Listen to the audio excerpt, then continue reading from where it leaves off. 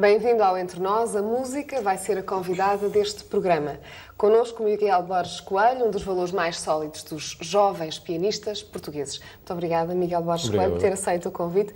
É um peso que se sente na cabeça, nas mãos de um pianista. O ser-se uma promessa, um jovem pianista muito promissor, sobre quem se tem muitas expectativas. Sente-se ou não? Sim, isso é um bocadinho exterior ao trabalho em si, não é? O trabalho em si... É absolutamente exterior? Sim. Depois, em momentos em que é preciso confrontar-se com a imagem que depois se cria e que, enfim, é uma imagem que a pessoa não se reconhece muito bem nunca, não é uma imagem externa.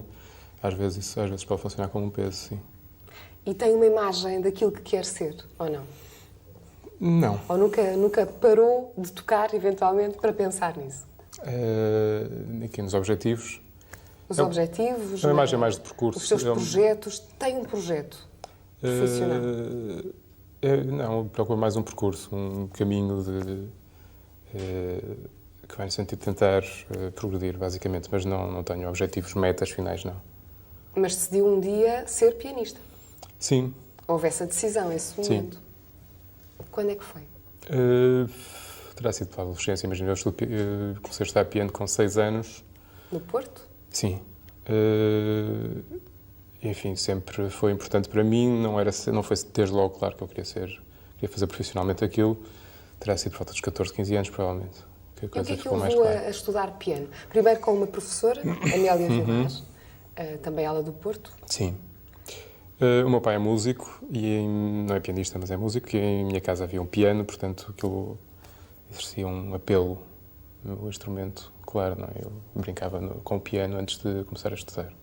Porque é um instrumento apelativo. Sim, acho que as crianças todas... Permite fazer as escalas, aliás, é um essa parte não é muito apelativa, mas... Não é muito apelativa, mas tem que se passar por ela, não é? Sim.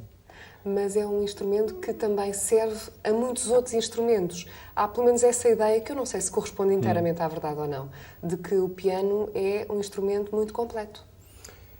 Sim, porque digamos que a escrita da música para piano, no fundo, tem a ver com a escrita da música para a orquestra, não é? Como um todo. O piano é capaz de, num certo sentido, reduzir a um instrumento toda a variedade da orquestra.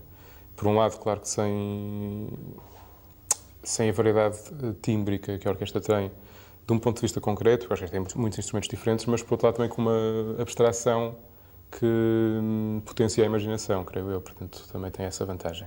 Isso foi-se apercebendo ao longo da aprendizagem no piano, claro. Sim. Mas, não, por outro lado, a minha relação com o instrumento não foi sempre o instrumento que eu quis tocar, o piano, de qualquer maneira. Não, começou... Inicialmente queria tocar violino. E cheguei a estudar um ano de violino e depois percebi que não era o violino. Porquê que desistiu do violino? Era incómodo, de algum modo? Eu comecei a estudar piano, portanto, com 6 anos e violino com 10, ou seja, já tocava alguma coisa de piano e o início do violino é dantesco, digamos, é muito difícil, soa muito mal, o início é muito desmotivador e, portanto, eu creio que a comparação... Não é um som nada belo, nada idílico? Não, sou desafinado no início, um trabalho muito repetitivo. Muito perto do ouvido. Sim, a minha irmã queixava-se bastante, era mais nova. Não, digo do seu. Sim, também. Sim. E, portanto, eu acho que, quer dizer, estava muito mais adiantado no piano, conseguia resultados mais agradáveis já e acho que foi desmotivador o percurso. E depois também o tipo de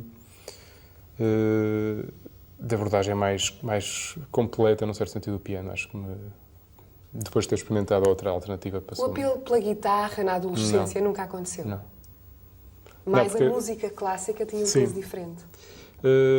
Não, a guitarra, num certo sentido, é um instrumento que tem algumas características comuns. É um instrumento harmónico também. Portanto, tem alguma coisa a ver com o piano e entre os dois eu prefiro claramente o piano. Eu já estava a pensar na guitarra elétrica, noutros sons, noutros apelos, mas de facto... Não tive muito esse universo sonoro na minha infância sequer, nem em nenhum momento. E há algum expoente deste universo sonoro da sua infância e adolescência? Há algum compositor que seja nuclear?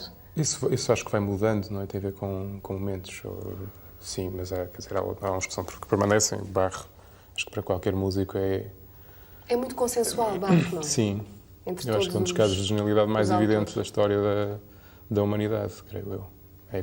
É incompreensível como é que... Consegue adjetivá-lo numa palavra? É difícil, mas se calhar, não sei, Ou divino. numa frase. São umas capacidades quase sobre-humanas, de facto. Portanto, é uma coisa... Não tem má música, não há momentos que... Pelo menos não se conhece má Não, música. E tem muita música, uma E quantidade tem muito, absolutamente trabalhava inédita.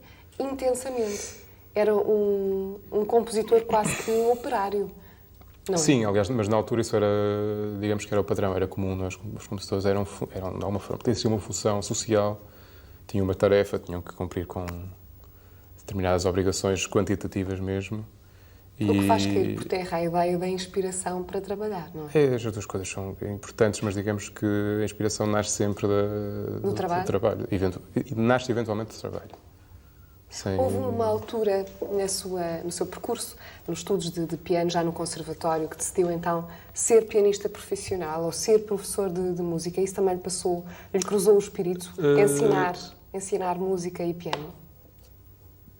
Quando decidi que queria continuar a estudar piano depois daquela fase em que se faz isso, como enfim, se fazem várias atividades, não é? Não tinha muito claro qual era a meta que eu queria atingir, se eu queria ser concertista ou se queria ser professor. Digamos que queria poder melhorar bastante no instrumento, ver até onde é que podia chegar, sendo que nunca se chega, não é? Está sempre nesse caminho. Tem essa noção de que nunca se chega? Sim. E, sobretudo em artes performativas nas quais nunca há um trabalho terminado, não é? Enfim, num livro, chega-se ao fim do livro, revê-se. Diz que eventualmente podia executar melhor aquela peça, ou o que é que isso quer dizer no fundo? Quer dizer, primeiro que há sempre há duas coisas que entram aqui em jogo. Há uma diferença sempre entre a ideia que se tem da obra e aquilo que se consegue fazer dela, não é? Portanto, há sempre uma que pode ser maior ou menor. E uma terceira, e aquilo que ela é? Não, e a ideia que se faz dela, ou seja, a pessoa tem uma ideia da obra e depois a execução. O trabalho, no fundo, tem dois vetores. Um é de aprofundar a ideia, de a fazer progredir. E a sua ideia será certamente diferente da ideia que outro terá da mesma obra. Claro, seguramente. E a minha ideia também não é constante, quer dizer, não é necessariamente constante. Digamos que há coisas que são comuns à minha forma de ver as obras. E aí é que reside a inovação na apresentação de uma obra? É a sua ideia trabalhada? Eu não sei se faria tanta inovação. Acho que é mais importante, se calhar, a autenticidade do que a inovação. Isso porque a busca da inovação por si só é uma coisa, enfim, às vezes é um bocadinho incompreensível para mim. Inovação próxima do efeito surpresa que se pretende. Há cabimento em dizer-se isto? O efeito surpresa numa apresentação pública de uma obra? Sim, isso é importante que exista. Deve surpreender o público. Sim, seguramente. Não necessariamente pela excentricidade, não é? Digamos que a surpresa reside no interesse daquilo que se faz ou não. Se não há surpresa, em princípio não há interesse, as pessoas não seguem o discurso e, portanto, não ouvem, basicamente. Sente que ainda não chegou lá? Não sabe se alguma vez... Não, de certeza que não. Vai chegar? De certeza que não, isso não se chega. Mas o que é... Em artes em que há um processo que tem um início e um final... As artes criativas puras, a literatura chega-se ao fim do livro, à revisão, depois encerra-se aquele capítulo e passa-se outra coisa. Portanto, digamos que pelo menos aquele livro ficou terminado, não é? A mesma coisa acontece com o compositor, enfim, depois pode rever a obra, mas há sempre um momento em que se passa para outra coisa. E nas artes de palco isso não acontece, não é? Digamos que há um momento em que se toca assim, há um longo trabalho que o prepara, mas esse momento também é de trabalho, o momento em que se está a tocar. Não é? Há o resultado e há o trabalho ali simultaneamente a acontecer. Isso implica sempre, por um lado, imperfeição, inevitavelmente, e depois a isso se une o facto da música ser uma arte de sons que vive no tempo, que é um pouco impalpável, não é? E, portanto... É um pouco a arte do efêmero também, sim, como o teatro. Sim, é absolutamente a arte do efêmero. Como o teatro. Absolutamente a arte do efêmero. E, portanto... Chega-se ao fim do concerto, a relação com a obra não acabou e a execução que se fez, enfim, pode me deixar mais satisfeito ou menos satisfeito, mas nunca plenamente. Habitualmente torna-o como? A execução? A sua execução, depois de uma apresentação, depois de um concerto, como é que se sente habitualmente? Sente que depende, cumpriu o trabalho que teve na preparação, transpareceu? na sua execução? Não, isso eu creio que sempre, para o bem e para o mal, não é? Isso transparece sempre. Normalmente é para o bem? Quando corre bem, sim. Ou seja, trabalha muito para uma apresentação? Sim, mas... Em média, quantas horas é que prepara? Isso é muito variável, há muitos fatores que... Mas dê-nos uma noção mínima. Trabalha Também varia muito com as horas por épocas. dia? Sim, isso, claramente, sim. Isso eu creio que todos os... Não sei se todos os músicos, mas todos os pianistas, de certeza que sim. E isso deve-se aqui à memorização? Também à memorização, ao facto, como disse, a escrita para piano ser particularmente complexa, porque no fundo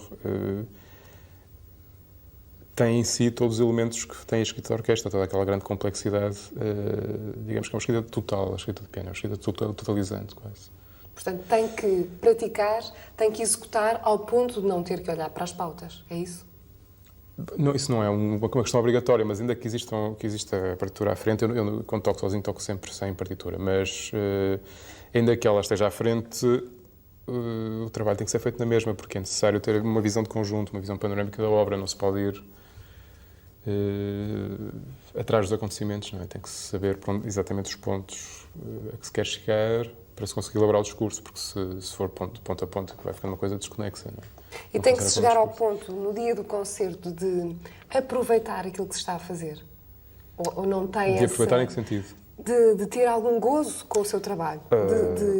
Assim como toca para o público, para a gáudio do público, para que o público se envolva com a música, consegue ter essa envolvência também? Ou está tão preocupado com a sua execução que não tira prazer daquilo que está a fazer? O dia em que se toca um concerto, normalmente, para mim, é um dia desagradável, não é? Antes do concerto. O antes? Sim. Porque, enfim, a pessoa tenta descansar para estar em condições, portanto, não faz nada, está com atenção... Não toca? Pouco, alguma coisa assim, mas não muito. Depois, há necessidade, enfim, em uma hora de espetáculo, concretizar um trabalho que tem muito mais tempo atrás. Uma obra pode ter um mês ou uns meses, mas depois há uma preparação toda. E, portanto, digamos que há ali um momento em que é curto, em que se vai confirmar se as coisas foram bem feitas ou não, por um lado. Por outro lado, a música é uma arte que está sempre ali, em que presente é logo passado, não é? Não se pode mudar nada, não se pode corrigir o que se fez. Portanto, há essa incomodidade também, não é? Não há correções. Que é vivida intensamente, mas de uma forma perfeitamente individual. Não está muito preocupado com se a pessoa que está a assistir, ou se o público que está a assistir, dá por essa falha ou por essa incorreção. Tem mais que ver com a sua própria execução. Portanto, essa preocupação parte de si próprio. Falo de falha, mas também não tem que ser uma falha absolutamente objetiva, é simplesmente uma diferença maior do que esperado relativamente à ideia. Sim. Pronto, isso é a parte que provoca preocupação, claro. Mas depois, evidentemente, quando a coisa corre bem, e não corre sempre mal, porque senão depois não deixava de se fazer, não é?